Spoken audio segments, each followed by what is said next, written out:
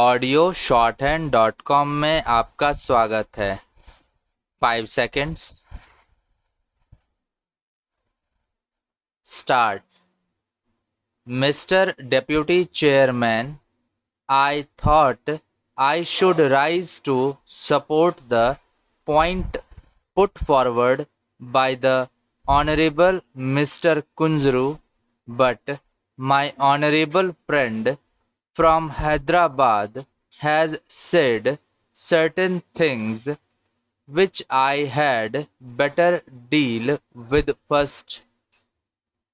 He has attacked more or less the whole system of elections in India.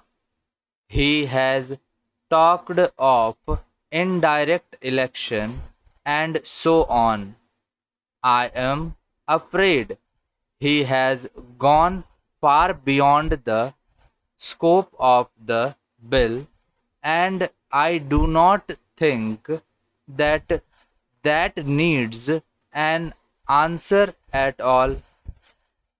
As regards the question of preparing electoral rolls, I think there is ample power vested in the Election Commission to order the preparation of a regular electoral roll if the Election Commission considers it necessary for any extraordinary reasons, such as a large exodus from one place to another, and things of that kind.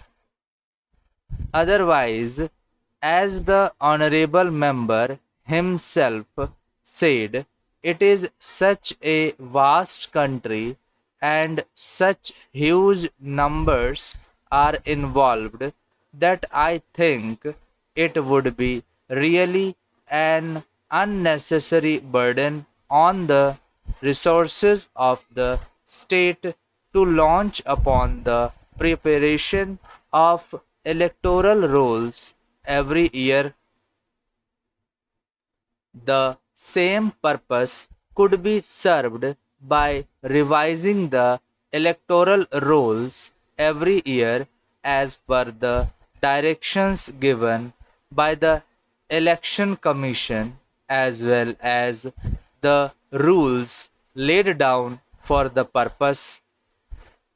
In a democracy, one of the prerequisites for its success is vigilance, and I think it would be quite in order to expect the people of various parties to increase interests themselves in the revision of these electoral rolls.